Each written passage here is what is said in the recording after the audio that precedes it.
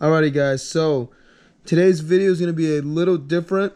Instead of me teaching new material from my monitor, I'm actually going to just record right from my iPad with my GoPro and do some practice problems.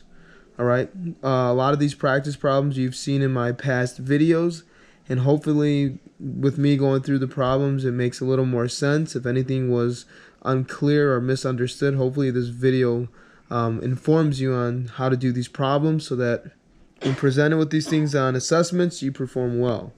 Alright, the first type of problems that I want to talk about is if you were given a compound or a molecule and you were asked whether the molecule was polar or nonpolar based off of electronegativity values and the shape of the atom, or I'm sorry, of the molecule. Alright. Let me just get rid of some of this.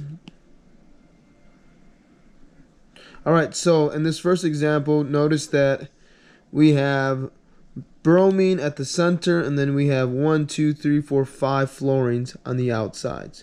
Alright, we want to figure out whether this molecule is polar or nonpolar. The first step that we do is understanding that this bromine has an electronegativity value of 2.8, and each one of these fluorines has a electronegativity value of 4.0. Alright, the second thing we do is we figure out the difference in the electronegativity values. Alright, the difference in the electronegativity values, 4.0 minus 2.8 gives us a total of 1.2. Alright, 1.2 is enough for the for the bond to be considered polar. Alright, so that means because of that difference, that means that this bond is polar, this bond is polar, this is polar, this is polar, and this is polar. All 5 bonds are polar. But remember, just because bonds are polar does not mean that the molecule itself is polar. We have to now consider shape. That's step 3, looking at the shape. Well, with that being said, this polar bond is directly adjacent, or I wouldn't say adjacent, but it's directly in opposition to it. Alright, so they cancel each other out. This polar bond cancels this polar bond. Notice that this fluorine bond is also in complete opposition to this one. So this bond cancels that bond. And what I mean by that is that their polarities cancel out. So even though these bonds are considered polar, because of the shape, we do not see any polarity in this molecule from those 4 bonds. However, we do see polarity rise because of this one here. This bond here is polar, and we have nothing here to cancel it out.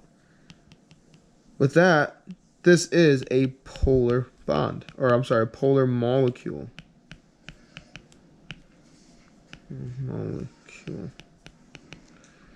Alright, this is a polar molecule.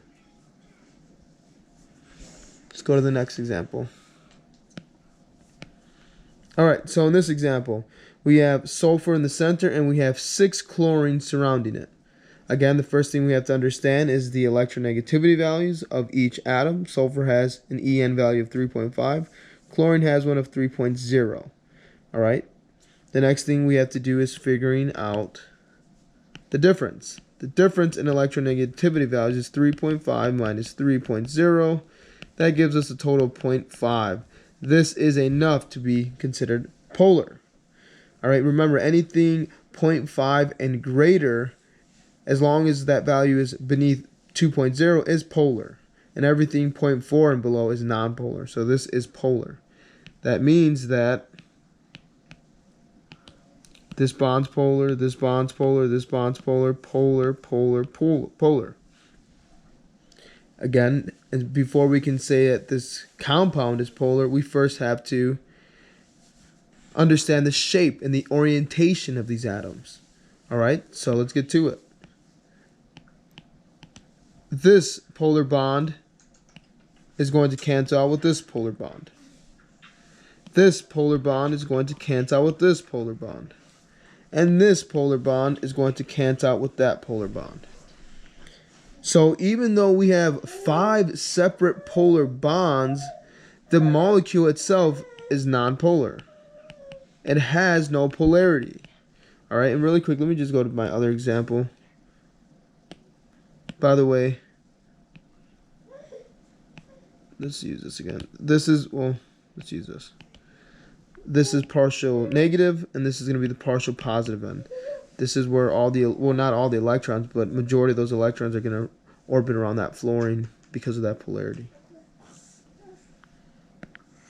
In this case, notice that each one of our, we have 6 separate polar bonds, but because of the shape and the orientation, they are considered, or this molecule is considered to be nonpolar because of those shapes.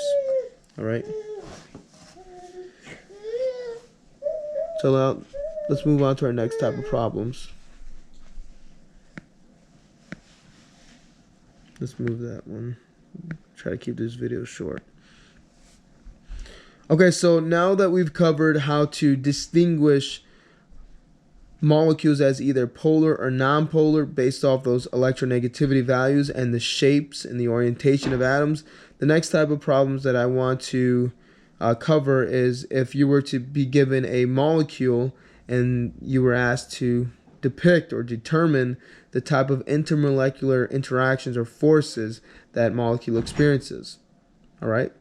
There are 3 types of intermolecular forces that I talked about in my last video. They consisted of dipole-dipole interactions, London dispersion forces, and hydrogen bonds. All right, so we're going to go through certain examples and see which type of intermolecular forces those compounds exhibit. The first example I have is nitrogen. All right. By the way, if you hear a baby crying, that's my son. He's been a little fussy lately. He's just getting over a little upper respiratory tract infection. All right, so please bear with me. Okay, so in nitrogen, we have 2 nitrogens that are bound to one another, and notice that they are bound to one another through triple bonds. All right, the first type of intermolecular force we want to check for is that dipole-dipole interaction. And in my last video, I stressed that in order for there to be a dipole-dipole interaction, we have to have a polar compound. All right. And based off our prior examples, we understand now how to determine whether a compound is polar. In this case, we have 2 nitrogens bound together. If nitrogen has an electronegativity value of 3.0, that means each one has a value of 3.0. The difference is 0. All right. That is extremely nonpolar. Anytime that you have 2 atoms that are bound to one another that are identical, there is not going to be any polarity because of their characteristics being the same. They're going to pool on those electrons, those shared electrons, at the same degree. There is no unequal distribution of electrons. It's equal throughout. So this is extremely nonpolar. Because it's nonpolar, it cannot have a dipole-dipole interaction. Number 2, London dispersion forces. All right. And in my last video, I also talked about how in order for a molecule to have or to experience London dispersion forces, there really are no requirements. Every single molecule, every single compound, even individual atoms, they all experience London dispersion forces. All right, so right off the bat, if this is given to you as an option, always circle it. London dispersion forces are found in every compound, in every molecule, in every atom. Everything experiences London dispersion forces. So this should be an answer for all of our problems today. All right, London dispersion forces. Number 3,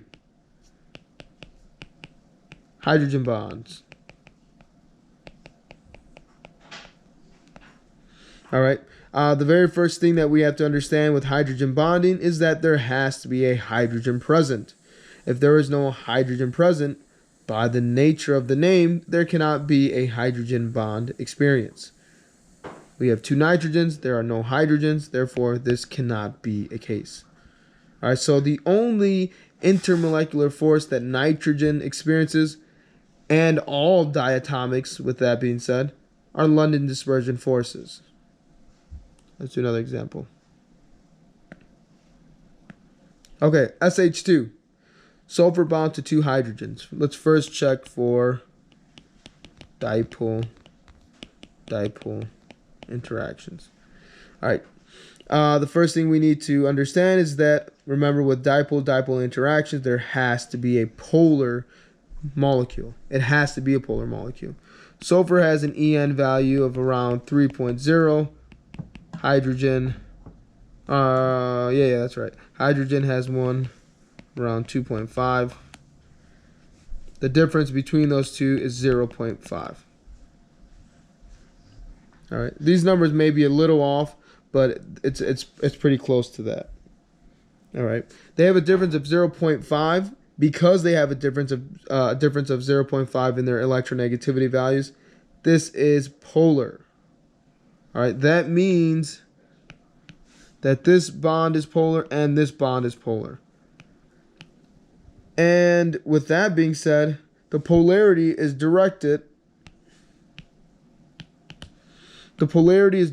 towards the sulfur because sulfur has a higher electronegativity value. So the polarity from both bonds is directed towards the sulfur. We have a partial negative up top and a partial positive down below. All right, so dipole, that term dipole refers to two poles. Two poles. We have a positive pole and a negative pole. All right, we have a polar compound. That means if we have another SH2 come around,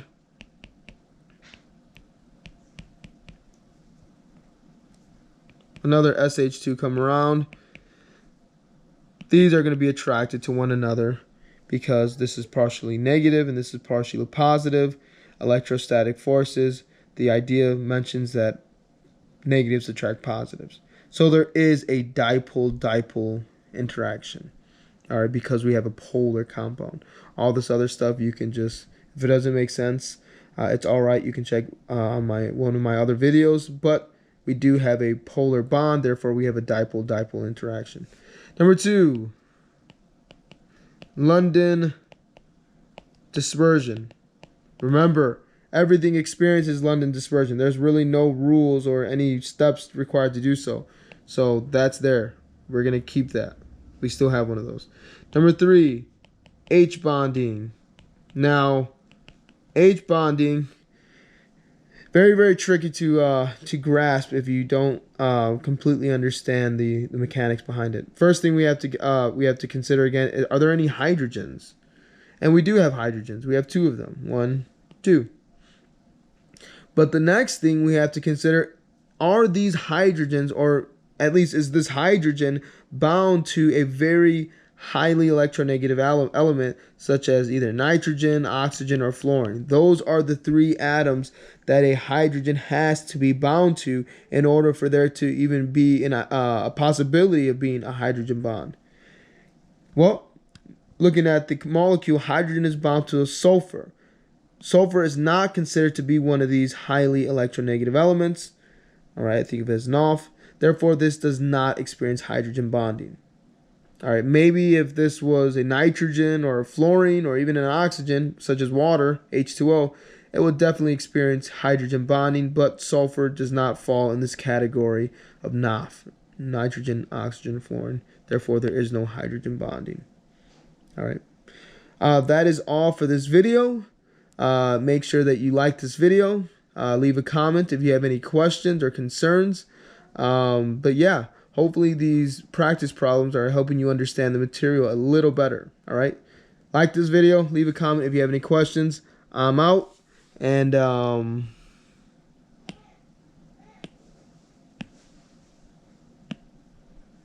see you later. All right, peace.